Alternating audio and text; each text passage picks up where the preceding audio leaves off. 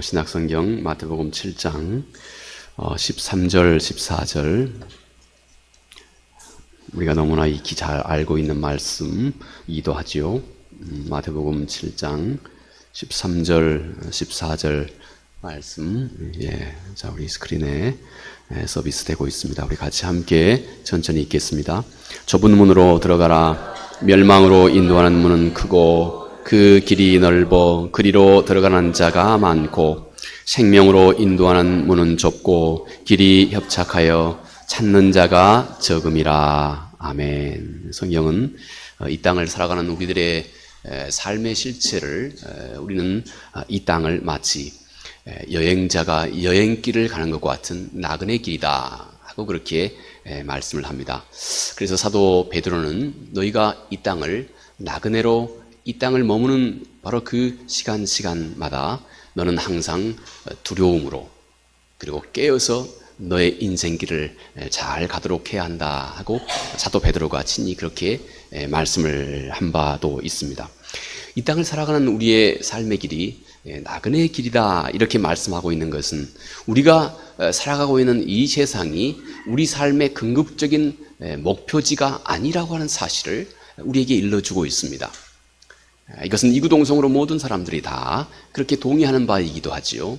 우리가 살아가는 이 세상의 삶이 우리들의 영원한, 우리 인생의 어떤 영원한 목적지가 아니다 하는 사실입니다. 그리고 동시에 성경은 또 말하기를 너의 인생은 마치 화살처럼 빠르게 지나간다. 마치 세월은 화살처럼 빠르게 지나간다. 자, 여러분. 성경이 우리에게 말씀하고 있는 것은 자, 우리가 살아가고 있는 우리의 삶은 우리의 영원한 목적지가 아니며 단지 여행길과 같은 것이요. 또 우리의 인생길은 영원히 오늘과 내일과 영원히 여상하지 않다는 것입니다. 빠르게 화살처럼 지나간다는 것입니다. 그러므로 우리는 우리의 삶 속에서 우리에게 주어져 있는 제한된 우리의 삶을 어떻게 하면 더 지혜롭고 어떻게 하면 더 온전하고 어떻게 하면 더 신실하게 살아가야 갈 수 있게 되는지 그 지혜와 방법을 우리가 꼭 골똘히 생각할 수 있어야 한다 하는 것입니다. 자, 여러분, 성경이 말하기를 우리 인생은 마치 길을 걷는 것과 같다 이렇게 말합니다. 모든 사람의 삶은 오늘도 우리는 어김없이 어떤 길을 걷고 있는 것과 같은 것이 우리가 지금 접하고 살아가고 있는 우리의 인생의 본 모습이다 하고 성경은 우리에게 그렇게 말해주고 있습니다. 이것은 단지 성경이 우리에게 얘기하고 있는 것뿐만 아니라 우리 인류사의 수없이 많은 우수한 수없이 많은 유명한 소위 문학 작품들도 우리 인생을 마치 길을 걷는 것과 같은 이런 비유로 수도 없이 많이 비유해 설명을 하고 있습니다.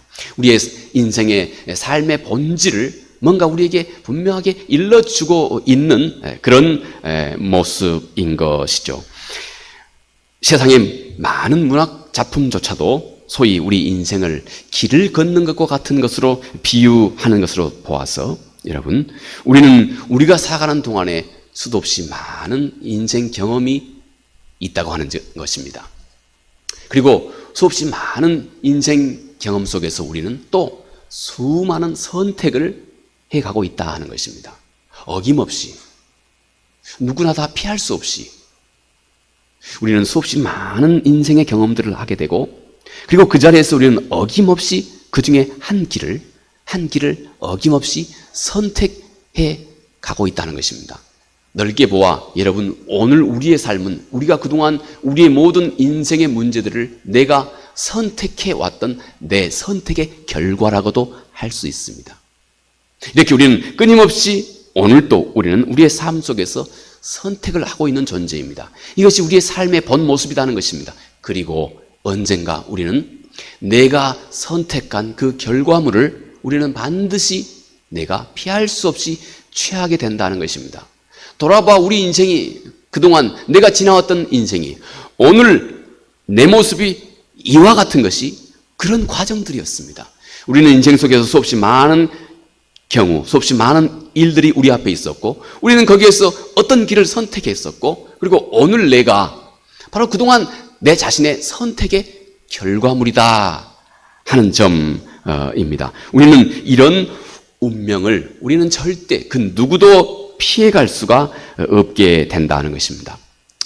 우리가 잠깐 함께 살펴본 것 같이 우리 인생은 그러므로 단지 우리 눈앞에 보이는 어떤 이 길 혹은 저 길, 물리적인 어떤 이 길 저 길을 선택하는 것, 이것을 넘어서서 우리 사람은 매우 영적인 길을 오늘도 또 우리 평생에 우리는 영적인 길을 선택하게 된다 하는 것입니다. 이런 유의 이야기를 아주 잘 적나라하게 드러내는 그런 작품들이 우리 기독교 세계에서도 또는 우리 교회 어떤 그 기독교의 바운더리를 넘어서는 어떤 그런 일반 세계 속에서도 이런 스토리를 얘기하고 있는 문학 작품들이 많이 있죠. 먼저는 우리가 잘 아는 존 버넌의 첼로 역정입니다. 우리가 잘 알죠. 한 사람이 멸망의 도시를 떠났습니다. 그리고 그는 평생에 먼 길을 갑니다. 그는 사망에 있는 도시에서 겨우 출발해 나와서 이제 먼 인생 여정을 갑니다. 그리고 마지막 그는 천상에 곧 영원한 생명이 있는 천상의 길로 그는 먼 긴 여정을 가고 있습니다. 그는 모든 과정 속에서 수도 없이 많은 경우들을, 사건들을 그가 직면하게 됩니다. 그리고 그는 그 자리에서 곧 그가 목표로 하고 있는 영원한 천상에 영원한 생명이 있는 바로 그 자리에 맞는 바로 그 모든 삶의 과정들을 어렵게 하나 둘씩 선택해 나가는 그런 과정으로 이 존 버넌 첼로 역정은 그 얘기를 아주 감동 있게 전해주고 있습니다. 또 우리가 단지 그분이 그리스도인인지 그리스도인이 아닌지는 제가 잘 모르겠습니다만 우리가 잘 알고 있는 로버트 프로스트의 그분의 그 유명한 시 있죠. 가지 않는 길. 이분이 또 유명한 시가 그 눈 오는 밤에 숲가에 서서, 저는 고등학교 다닐 때 이 눈 오는 밤에 숲가에 서서라고 하는 그분의 로버트 프로스트의 이 시가 너무 감동 깊었습니다. 그 원작은 영어로는 Stopping by Woods on a Snowy Evening이라고 하는 시입니다. 저는 이 시를 그냥 다 암기했습니다. 지금도 암기합니다. Whose woods this I think I know. His house is 안 하겠습니다. 아주 그 감동 깊은 시를 그는 남겼죠. 그 중에 이분이 남긴 하나의 시 한 편이 가지 않는 길입니다. 그분은 그분의 날에 노란 아름다운 숲길이 있습니다. 거기에 두 길이 나 있습니다. 그는 오랫동안 그 노란 반드시 나 있는 두 숲길 중에서 오랫동안 생각을 합니다. 그런데 한쪽 길은 아주 사람들이 조금 더 많이 가서 그 길이 어느 정도 잘 닦여져 있습니다. 그런데 한쪽 길은 거기에 잡목들도 많이 있고 또 낙엽들도 많이 떨어져 있어서 한쪽 길은 별로 사람들이 안 간 길이라고 하는 사실을 그가 발견하게 됩니다. 그 두 길 앞에서 그는 오랫동안 묵상을 했거든요. 오랫동안 생각을 했습니다. 그는 그의 앞에 있는 인생의 길을 선택의 기로에서 절대 쉽게 하지 않았다는 겁니다. 깊이 생각하고 골똘히 생각했다는 것입니다. 그리고 그는 그 중에 그래도 비교적 더 잘 닦여져 있는 그 길 말고 다른 길을 선택합니다. 왜냐하면 이 길을 선택하는 것이 자기가 옳은 길이라는 생각이 들어서입니다.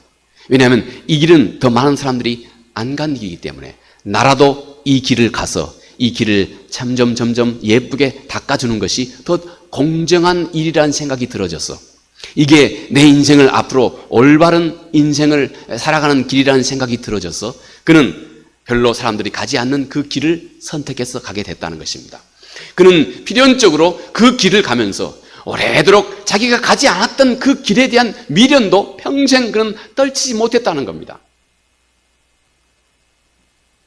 그는 매우 그의 인생의 많은 기로에, 선택의 기로에서 그는 잠잠히 앉아서 골똘히 생각할 줄 알았고, 그리고 그는 그 중에서 최소한 자기가 그 상황 속에서 생각할 때 더 공정하고 옳은 길이라고 하는 그 길을 그가 선택해 갔다 하고, 또 이 로버트 프로스트 이분은 인생에 이렇게 선택과 길을 걷는 우리 인생에 마치 운명과도 같은 삶을 그렇게 그가 시로 묘사를 하게 됩니다. 그리고 우리가 또 잘 아는 이 단테의 신곡, 이 디바인 코미디라고 하는 겁니다. 하나님의 코미디, 이렇게 디바인 신적인 코미디, 일종의 그런 유명한 단테의 작품이죠. 신곡이라고 하는 이 글입니다. 이 글은 단테가 당시에 물론 이 가톨릭의 영향이 있었기 때문에 그는 한 사람이 천당과 그거 연옥과 지옥, 마치 그 가톨릭에 있는 그 개념이죠. 연옥은 천당과 연옥과 지옥, 여기를 이 주인공이 여행을 하게 됩니다. 그러면서 점점 그의 삶이 더욱더 성숙해져 가고, 그리고 그의 구원을 점점 더 완숙하게 해가는 모든 과정들을 그가 이 단테의 신곡 속에서 묘사를 하고 있습니다. 이 작품에서 길을 걷는 것은 이 단테에게 있어서 단순하게 어떤 물리적인 어떤 길을 이렇게 선택해 가는 이런 것만이 아닙니다. 본질적이고 좀 더 엄격하고, 또 그 안에 자기 자신의 신앙이 이입되어 있고, 자기 자신의 신앙 고백이 이입되어 있고, 자기 자신의 인격이 이입되어 있고, 하나님에 대한 자기 믿음이 이 안에 이입되어 있는 그런 영적인 선택, 그런 영적인 길을 가게 된다고 하는 것. 그리고 이 과정에서 하나님 앞에 그는 자기 자신의 진실을 드러내게 되고, 또 길을 선택해 가는 그 모든 과정 속에서 그는 하나님 앞에서 자기의 믿음을 드러내게 되고, 하나님을 향한 자기 자신의 신실한 신앙 고백을 드러내게 되고, 자기의 사랑을 그 안에 드러내게 된다 하는 것입니다. 우리는 이 과정을 통해서 하나님 그분에 대한 신뢰를 우리 역시 우리가 이 세상을 살아가면서 우리 앞에 주어져 있는 수없이 많은 다양한 경험 속에서 우리는 그 중에 한 길을 선택하게 되고, 우리도 단테의 이 고백과 같이 그 선택 속에 우리들의 신앙 고백이 있고, 하나님을 향한 우리의 믿음이 있고, 하나님을 향한 우리의 사랑이 그 안에 이미 이입되어 있는 그런 운명의 길을 가게 된다는 것입니다. 그리고 언젠가 모두가 다, 이 세 사람은 모두가 다 공이 한 가지를 공통적으로 얘기하고 있습니다. 우리 사람은 우리가 선택한 그 선택의 결과물을 필연적으로 맞이하게 된다 하는 이 사실입니다. 자, 여러분, 이렇게 우리 인생은 마치 길을 가는 것과 같습니다. 어떤 사람에게는 이 인생길이 짧기도 합니다. 우리 주변에서도 이번 주에서도 저희 교회 노회에서도 그렇고, 또 제가 아는 목사님에게서도 그렇고, 또 전에 우리 교회 함께 했던 우리 젊은 우리 자매, 또 가정에도 그렇고, 이번 주에는 상당히 슬픈 일들이 많이 있었습니다. 슬픈 일이라니까 장례식이 참 많이 있었습니다. 그 중에 어떤 분은 연세가 지긋하여 소천하신 분도 있고, 어떤 분은 정말로 안타깝게 여러분의 어떤 경우는 나이거나 또는 제 나이 비슷하거나 이럴 때 일찍 소천한 그런 경우도 있습니다. 마치 우리의 인생의 길은 이렇게 어떤 사람들에게는 지극히 짧기도 합니다. 또 어떤 사람에게는 상당히 멀고 긴 길이기도 합니다. 그런데 오늘 우리 주님은 모든 사람이 걷는 그 길을 결국 우리 주님께서는 딱 두 가지 길로 요약해서 말씀을 하고 있습니다.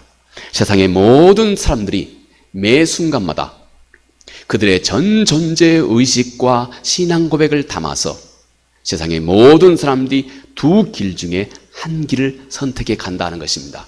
그런데 주님께서 말씀하신 두 길은, 한 길은 멸망으로 가는 길이요, 한 길은 생명으로 가는 이 두 길뿐이다 하고 주님께서 말씀합니다. 세상에 길은 다양하고 많고 많습니다. 우리가 살아가는 삶의 방식도 많고, 또 우리 주변에 영생의 문제를 보장한다고 하는 종교들도 많고 많습니다.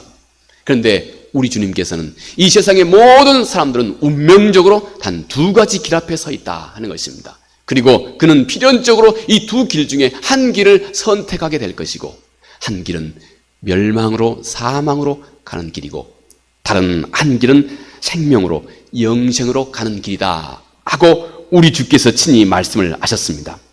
우리 주님께서 말씀하시기를 멸망으로 인도하는 문은 크고 그 길이 넓어 그리로 들어가는 자가 많고 생명으로 인도하는 문은 좁고 길이 협착하여 찾는 자가 적음이라.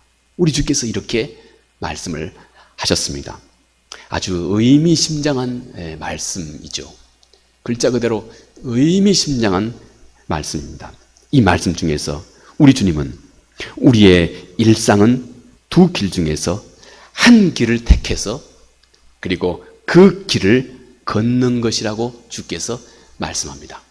여러분, 우리의 일상이 두 길 중에서 오늘도 우리는 우리의 일상 속에서 오늘도 평범하게 계속되고 있는 우리들의 일상 속에서 우리는 두 길이 우리 앞에 있고 우리는 한 날 한 날 두 길 중에 한 길을 선택해서 가고 걷고 있는 것이라고 하는 사실입니다.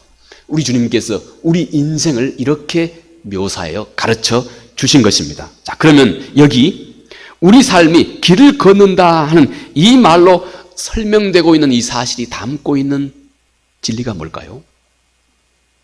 우리 인생이라고 하는 것은 길을 걷고 있는 것이다. 이렇게 단정하여 말씀하신 바로 이 사실, 이 명제가 우리에게 지금 말해주고 있는 그 안에 담고 있는 진리가 뭘까요? 먼저는 우리 인생은 시작과 끝이 있다고 하는 사실입니다. 모두가 다 알고 있는 어찌 보면 가장 평범한 진리입니다. 가장 평범한 진리라고 하는 사실은 이미 우리 일상이 그 진리 위에 놓여져 있기 때문에 그렇습니다. 우리는 이미 그 진리를 우리 일상 속에서 실현해 가고 있기 때문에 그렇습니다. 모든 사람들이 다 알고 있는 진리입니다. 그런데 많은 사람들이 이 진리를 의식하지 않는다는 것입니다. 우리는 모두가 다 이미 인생의 시작과 끝, 시작은 우리 모두가 다 했습니다. 그런데 한 가지 우리에게 남겨둔 사실이 있습니다. 우리는 언젠가 삶의 끝자락이 있고 우리 역시 모두가 다 그 끝자락에 도달한다고 하는 이 진리입니다. 우리의 신앙은 우리 인생의 시작과 끝이 있다고 하는 이 사실을 분명하게 의식하면서 여러분의 마음속에 진정한 신앙의식이 생깁니다. 참다운 신앙은 우리 인생의 시작과 끝이 있다고 하는 이 사실을 외면한 채 우리 속에서 살아있고 능력 있는 신앙이 우리 안에 생길 수가 없습니다. 신앙은 가장 먼저 언젠가 우리의 삶, 이미 다 시작돼 있는 우리의 인생, 언젠가 그 끝이 있다고 하는 사실, 그리고 나는 이 사실을 매우 신중하게 내 마음이 간주하고 여기고 생각하기 시작할 때 우리 신앙은 그 본연의 능력을 우리 안에서 비로소 발하기 시작합니다. 우리 인생은 지금도 길을 걷고 있다 하는 이 진리가 담고 있는 첫 번째, 이 진리 속에 담고 있는 소중한 내용의 그 첫 번째가 우리 모든 인생은 시작이 있고 그리고 동시에 모든 인생은 언젠가 끝이 있다고 하는 이 사실입니다. 두 번째, 우리 인생은 누구나 예상치 못한 장애물과 도전들이 있다고 하는 사실입니다. 이 사실에도 아무도 예외가 없습니다. 그리고 우리 인생에서 우리가 부딪히는 문제는 아무도 예상하지 못하는 문제들입니다. 물론 예상할 수 있는 문제들도 있습니다. 그러나 대부분 우리들에게 심각하게 우리들의 신앙의 문제까지 흔들 수 있는 우리가 접하는 모든 많은 문제들은 우리 신앙 문제를 스스로 점검해 볼 수 있을 정도로 우리에게 무게 있게 다가오는 우리 삶의 문제들은 대부분 다 예상하지 못한 문제들입니다. 그런데 우리 삶이 그렇다는 것입니다. 마치 우리가 길을 가는 것과 같아서 때때로 우리가 길을 가다가 폭풍우도 있습니다. 우리 주님은 친히 마태복음 7장에서 말씀하시기를 어떤 경우에는 비가 내리기도 한다. 너의 어떤 경우에는 창수가 나기도 한다. 비가 내리는 것은 위에서 내리는 것이요. 누구에게가 일방적으로 나는 아무 잘못 없는데 누구에게서 일방적으로 주어지는 그런 고통이라는 것입니다. 창수라고 하는 것은 네 내면에서 흘러오는 고통입니다. 우리 인간의 내면, 내 마음의 내면 속에서 그 원인이야 다양하겠죠. 우리 내면에서 흘러오는 그 고충, 어려움이라는 것입니다. 우리 인간은 영적인 존재입니다. 우리는 우리의 삶에 어떤 물리적인 문제가 발생할 때 그 문제를 해석할 수 있는 존재입니다. 우리 인간만 이런 능력이 뛰어납니다. 다른 동물들에게는 이런 능력이 별로 없습니다. 약합니다. 근데 우리 인간은 모든 문제가 생길 때마다 그 문제를 이제 내 마음으로 소화하고 해석하는 능력이 있습니다. 내 마음으로 소화하고 해석하는 능력이 있다고 하는 이 인간의 이 영역이 우리 인간은 영적인 존재라고 하는 겁니다. 왜냐하면 눈앞에 보이는 이 문제는 물리적인 문제뿐이지만 이 문제를 해석하고 받아들이고 소화하는 문제는 이제 우리들의 영적인 문제인 겁니다. 근심, 걱정, 두려워지는 마음들, 모든 문제는 이렇게 우리에게서 영적인 문제를 우리 안에서 만들어내게 된다 하는 것입니다. 우리는 이런 장애물들이 비가 내리고 또 예기치 않게 바람이 불고 창수가 나고 우리 인생은 예기치 않는 그런 장애에 늘 접하고 있는 존재들이고 우리는 이 모든 장애를 성실하고 능력 있게 헤쳐가는데 당신의 마음속에 하나님이 꼭 계셔야 한다는 겁니다. 분명하게 신뢰하고 계시는 우리들의 마음 중심에 전능하신 하나님이 우리 마음 중심에 우리의 주로 반드시 계셔야 한다 하는 것입니다. 세 번째, 우리는 매일 매 순간 많은 선택의 연속에 놓여 있다 하는 것입니다. 우리가 길을 가다 보면 이 앞에도 수도 없이 많은 갈래의 길들이 있습니다. 오늘 또 우리 앞에 우리가 도로를 걷다 보면 수도 없이 많은 갈래의 길들이 있습니다. 때로는 이 길로 가기도 하고 때로는 저 길로 가기도 하고 그 짧은 순간에 우리의 선택 여하에 따라서 우리는 우리의 길을 선택해 가게 됩니다. 인생이 그와 같다는 것입니다. 우리는 우리의 의지와 우리의 의식으로 우리는 그 중에 많은 길 중에 한 길을 선택할 수밖에 없는 그런 운명이다 하는 것입니다. 또 네 번째, 우리 인생은 많은 동반자를 만난다 하는 것입니다. 인생길이 그렇다는 것입니다. 우리는 한순간에 우리의 남편을 만나기도 하고 우리는 한순간에 우리의 아내와 만나기도 합니다. 또 함께 자녀들과 가족을 이루기도 합니다. 또 우리는 우리의 가까운 이웃을 만나기도 하고 또 우리는 이 교회에서 교회 공동체 안에서 또 여러 사람을 만나기도 합니다. 어떤 경우는 이렇게 만나기도 하고 어떤 경우는 또 헤어지기도 합니다. 이것이 곧 우리 인생의 모습이다 하는 것입니다. 너희는 이 모든 관계 속에서 항상 그리스도의 빛으로 능력으로 소금으로 이 땅을 살아가야 할 그런 이들로 우리를 부르셨다고 주님은 또 말씀합니다. 다섯 번째, 오래도록 우리가 길을 걷다 보면 많은 경험이 또 우리에게 축적이 된다는 것입니다. 너희는 반드시 이렇게 너의 삶의 많은 시행착오를 통해서 삶의 많은 다양한 경험을 통해서 인생의 지혜를 배우거든 너는 늘 그 지혜를 바르게 활용하는 삶을 꼭 살아야 한다는 것입니다. 성경도 그렇게 말합니다. 왜 하나님이 이스라엘 백성들의 광야의 그 오랜 40년의 시행착오를 왜 이렇게 낱낱하게 기록해 두었느냐? 고린도전서 10장에서는 이걸 보고 너희가 지혜를 얻으라 하는 것입니다. 교훈을 얻으라 하는 것입니다. 또 우리 주변을 보고 사람들을 보고 이 세상을 보고 너희는 교훈을 얻어야 한다는 것입니다. 어떤 경우가 인생을 바르게 사는 것인지 어떤 게 건강한 삶인지 너는 많은 교훈을 너의 동반자와 더불어서 교훈을 얻고 그리고 그 교훈을 얻어 너의 삶에 지혜롭게 너의 삶을 헤쳐가야 한다 하는 것입니다. 여섯 번째, 우리가 자신이 걷는 인생길에서 기쁨과 보람과 즐거움을 꼭 터득하고 살아야 한다 하는 것입니다. 우리가 삶 가운데 경험한 일들은 다양합니다. 항상 우리를 기쁘게만 하지는 않습니다. 그러나 너희는 결국 모든 너의 인생 전체를 하나님 앞에서 그리고 너의 인생 그 모든 과정 속에서 기쁘게 그리고 감사함으로 너의 인생의 모든 문제를 이해하고 소화하는 법을 반드시 터득해야 한다는 것입니다. 그래야 너는 너희의 신앙생활, 인생의 전체 길을 올바르게 살아갈 수가 있게 된다는 것입니다. 너의 모든 삶 속에서 기뻐할 줄 알아야 하고 그리고 너의 삶의 모든 문제를 감사함으로 잘 소화할 수 있는 그런 인생을 반드시 너는 꼭 터득해야 한다는 것입니다. 그렇지 않으면 너는 평생의 죄책감이나 원망이나 염려나 이런 것으로 인생의 많은 시간을 허비하고 낭비해 버릴 것이기 때문이다 하는 것입니다. 마지막 7번째, 진리라 확신하는 것에 너는 끝까지 머물 수 있는 용기와 믿음도 너는 꼭 있어야 한다 하는 것입니다. 이것이 여러분, 우리 인생이라고 하는 것이 길을 걷는 것이라고 하는 이 진리가 우리에게 던져주고 있는 소중한 내용이라 할 수 있습니다. 자, 여기에서 우리는 무엇보다도 늘 거듭 우리가 항상 기억하고 경계해야 할 한 가지 사실이 있습니다.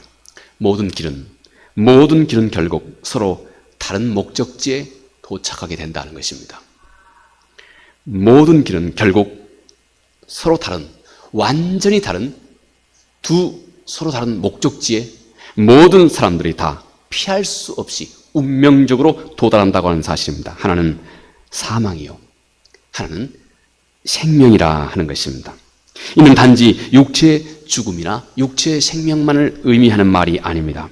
우리들의 영원한 영적인 죽음이거나 아니면 영원한 영적인 생명이거나 언젠가는 운명을 바꿀 수 없는 그 영원한 목적지에 모든 사람이 결국 도달하게 된다 하는 것입니다. 어떤 사람은 바로 이 사실에 대해서 어떤 사람은 아주 지극히 민감한 영적인 감각을 갖고 있습니다. 드와이트 무디가 말이죠, 영국에서 아주 능력 있게 복음을 전했습니다. 그러자 이 드와이트 무디가 전하고 있는 이 복음에 많은 사람들이 감동해서 드와이트 무디에게 그렇게 물었습니다. 당신은 어떻게 그렇게 항상 뜨겁습니까? 당신은 어떻게 그렇게 항상 열정적입니까? 하고 드와이트 무디에게 많은 사람들이 물었습니다. 그러자 무디가 이 많은 자기에게 이런 질문을 하는 그 당시에 교회 지도자들이었습니다. 그 지도자들을 자기가 묵고 있는 숙소로 데리고 갑니다. 호텔입니다. 영국은 호텔이라 해도 조그맣습니다. 우리 한국어로 말하면 조그만 모텔과 같은 것을 영국에서는 대부분 호텔이라고 부르기도 많이 해요. 크지 않는 건물입니다. 그 자기가 묵고 있는 그 호텔, 자기가 머물고 있는 그 호텔의 옥상으로 이 많은 사람들을 데리고 갔습니다. 옥상에서 아래를 내려다봅니다. 저 아래 지나가고 있는 사람들의 운명이 보입니까? 하고 그렇게 드와이트 무디가 묻습니다. 그리고는 말하기를, 나는 저들의 운명이 보입니다.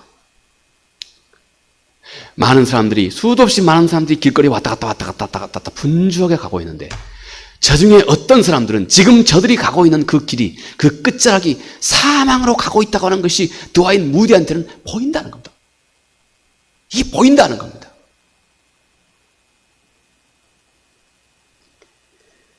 우리하고 우리의 모습과 좀 비교해 볼 필요가 있지 않겠습니까? 저 자신도 그렇고요. 바로 어떤 사람은 이 단순한 진리에 대해서 이런 뜨거운 민감함을 가지고 있는 사람들이 있습니다.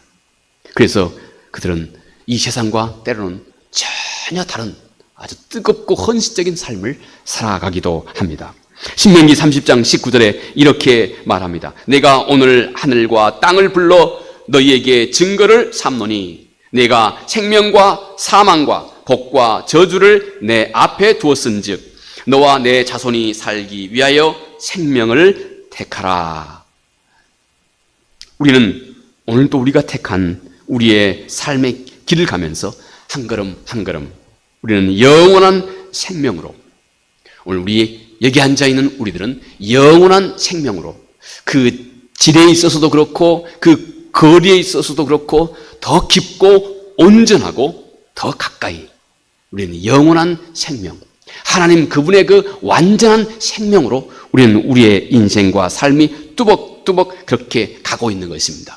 그런데 사도 바울, 그토록 한 영혼을 애끓게 사랑했던 사도 바울은 그렇게 말합니다. 내가 보니 세상의 모든 사람들에게서 나는 저들에게서 풍겨나고 있는 냄새가 있다.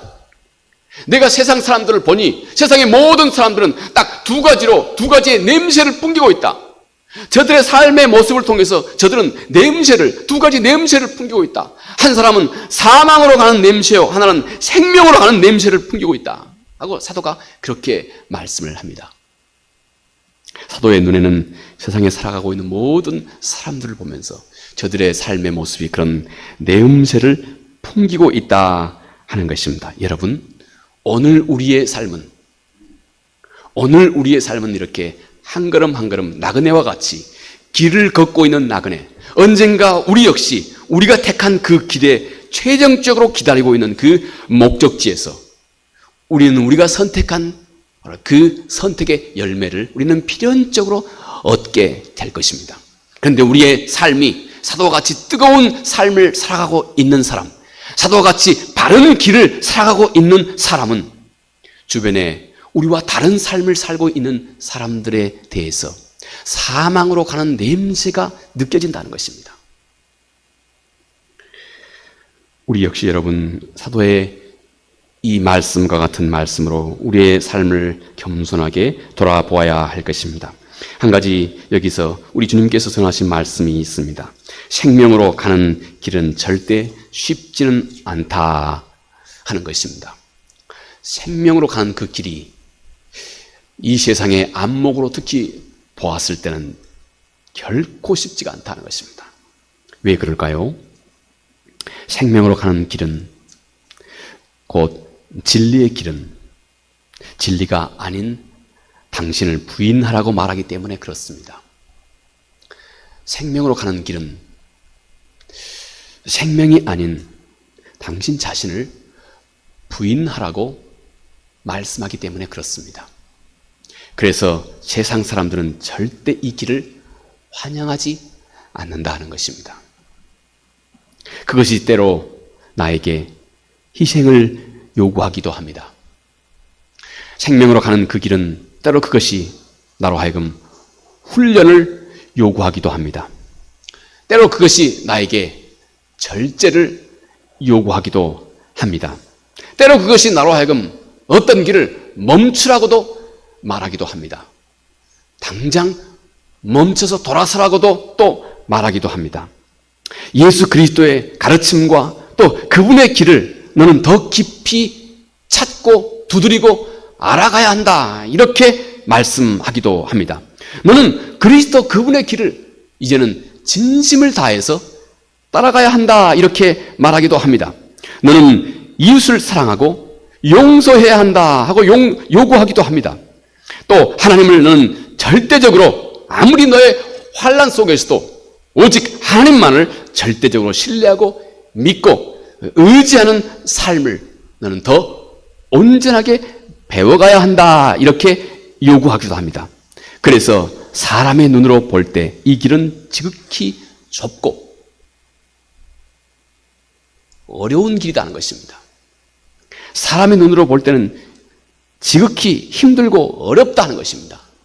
결코 가기에 쉬운 넓은 길이 아니다 하는 것입니다. 그래서 그리스도 그분으로부터 마음이 멀어져 있는 사람들에게는 이 길이 지극히 좁고 힘들어서 찾는 자들이 없다. 실제 주님께서 찾는 이가 적음이라 하는 이 말은 말이죠. 이 헬란 말은 영어 성서는 이 말을 아주 정확하게 번역을 해주고 있습니다. 찾는 이가 적다 하는 말을 이 a few 이렇게 말하지 않고 few 이렇게 말합니다. a few하고 few라고 하는 말은 영어에서 똑같은 상황입니다. 그런데 똑같은 상황인데 여기 조금밖에 없네? 이렇게 표현합니다. 똑같은 상황입니다. 그런데 조금밖에 없네 하고 부정적으로 표현할 때 쓰는 말입니다. 주님은 찾는 이가 적다 하는 이 말을 주께서 부정적으로 보신 겁니다. 너무 적다는 겁니다. 이 안에 이미 소중한 메시지가 있는 것이다 하는 것입니다. 그래서 이 세상의 길을 우리가 돌이키지 않으면 이 길은 실상은 불가능한 길이 된다 하는 것입니다. 반면에 그런데 동시에 여기 아주 신비로운 사실이 있습니다. 아주 신비로운 사실입니다. 우리 주님은 만약 내가 주님을 진심으로 사랑한다면, 그리고 주의 말씀을 내가 이해하고 깨달은 것까지는 내가 기꺼이 순종하겠다고 하는 이 마음. 그래서 우리 주님과 똑같은 온유하고 겸손한 마음을 가지고 있을 때 진짜로 신비하게도 이 길은 아주 쉽고 가벼운 길이 된다는 것입니다. 세상 사람들에게 있어서는 도저히 불가능한 길인데 신비롭게 주님의 말씀을 기꺼이 순종하고 주를 진심으로 사랑하는 마음을 가지고 있는 사람에게는 이 길이 너무 쉽고 기분 좋고 보람 있고 능력 있고 가치 있는 길이 된다는 것입니다. 주님 이 말씀입니다. 나는 마음이 온유하고 겸손하니 나의 멍에를 메고 내게 배우라. 그리하면 너의 마음이 쉼을 얻으리니 이는 내 멍에는 쉽고 내 짐은 가벼움이라.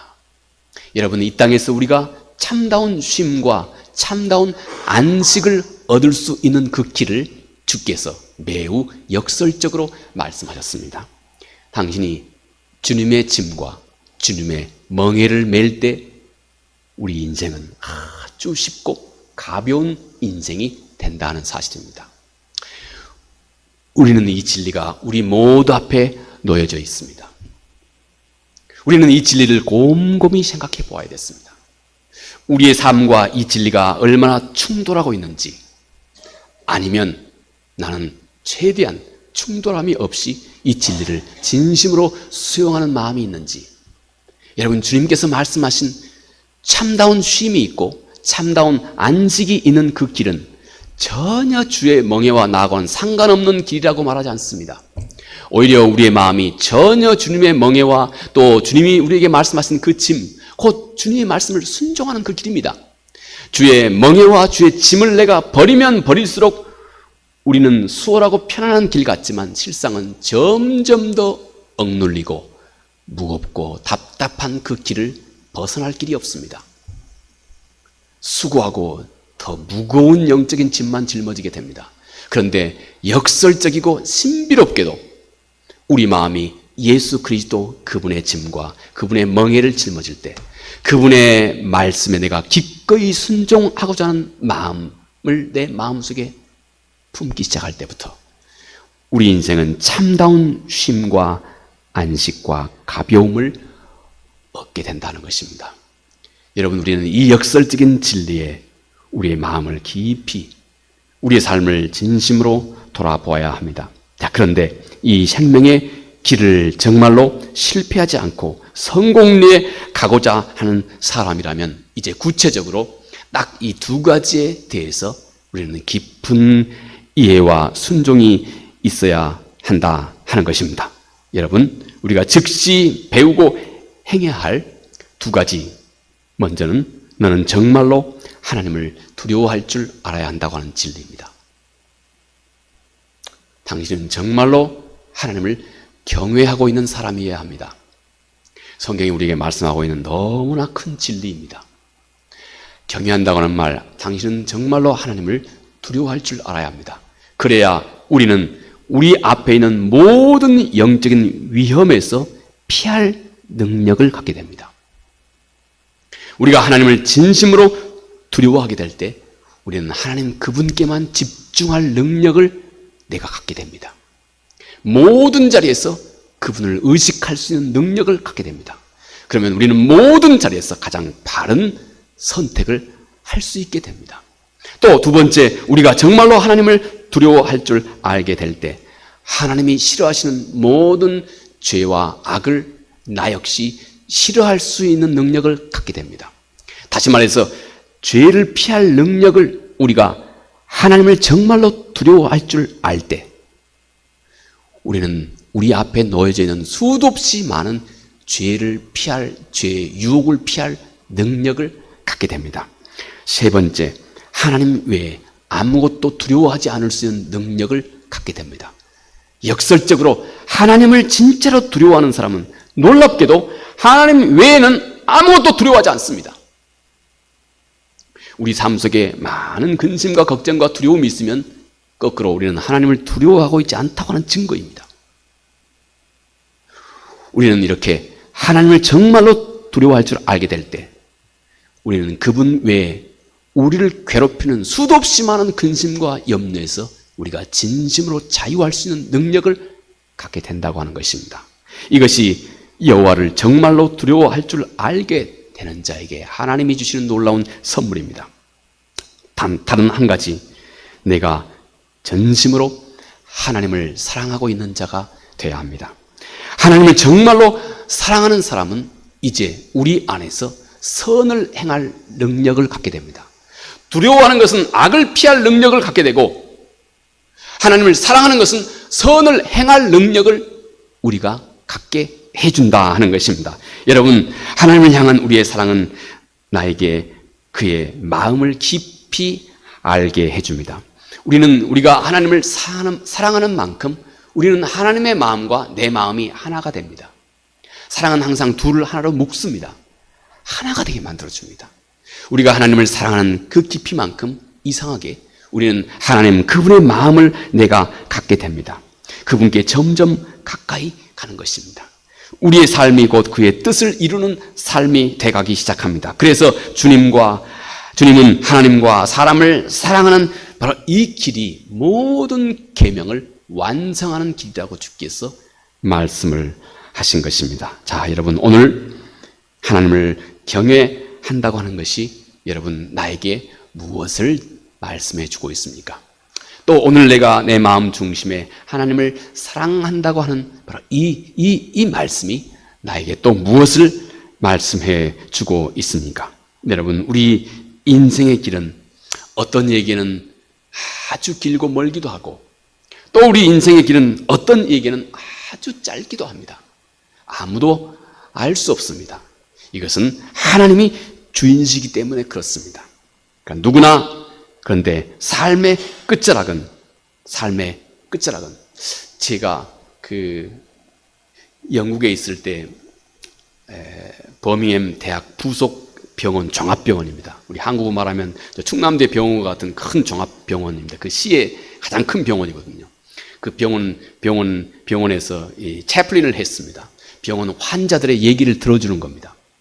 대신 우리가 강요할 수는 없습니다. 그건 의료법으로 금지되어 있습니다.